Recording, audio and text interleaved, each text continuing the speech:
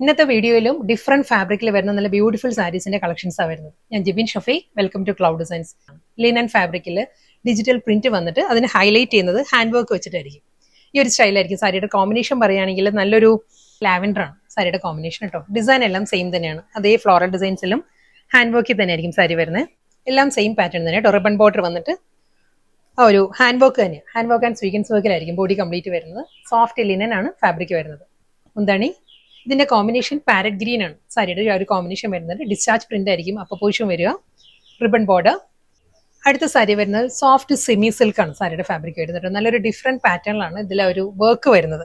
ഈ ഒരു സ്റ്റൈലായിരിക്കും. കളർ ഒരു പേസ്റ്റൽ പീച്ച് ആണ് സാരിയുടെ കളർ വന്നിട്ട്. നല്ല ഫാബ്രിക് ആണ്. സോഫ്റ്റ് സെമി സിൽക്ക് ആണ് സാരിയുടെ ഫാബ്രിക് വരുന്നത്. കളർ പാലറ്റ് പറയുകയാണെങ്കിൽ നല്ലൊരു ഗ്രേപ്പ് വൈൻ പേർപ്പിളിൽ ഫ്ലോറൽ ഡിജിറ്റൽ പ്രിന്റ് ആയിരിക്കും ബോഡി വരുന്നത്. ഫ്ലോറൽ ഡിസൈൻസ് എല്ലാം സെയിം തന്നെ കേട്ടോ. സോഫ്റ്റ് സെമി സിൽക്ക് തന്നെ സാരിയുടെ ഫാബ്രിക് വരുന്നത്. ഈ ഒരു സ്റ്റൈലായിരിക്കും കേട്ടോ. ഇതിന്റെ കോമ്പിനേഷൻ പറയുകയാണെങ്കിൽ ഒരു teal green and aqua blue ആ ഒരു കോമ്പിനേഷനിലാണ് ഫ്ലോറൽ ഡിസൈൻസ്. ഒരു ഓക്സ്ഫോർഡ് ബ്ലൂ ആണ്. നെക്സ്റ്റ് കളർ വരുന്നത് പേർപ്പിൾ ആട്ടോ സാരിയുടെ കോമ്പിനേഷൻ വരുന്നത്. ഒരു ഓഫ് ക്രീമില് പേർപ്പിൾ ഷെയ്ഡിലായിരിക്കും floral designs with Banarasi border.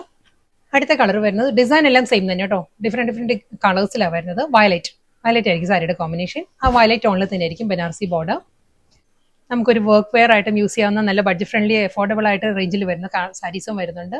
Party wear കളക്ഷൻസും വന്നിട്ടുണ്ടായിരുന്നു. ലാസ്റ്റ് സാരിയാണ് വരുന്നത്. പേർപ്പിൾ ആൻഡ് വയലറ്റ് ആണ് സാരിയുടെ കോമ്പിനേഷൻ വരുന്നത്. ഫ്ലോറൽ ഡിസൈൻസ് തന്നെ കേട്ടോ ത്രൂ ഔട്ട് ദ സാരി.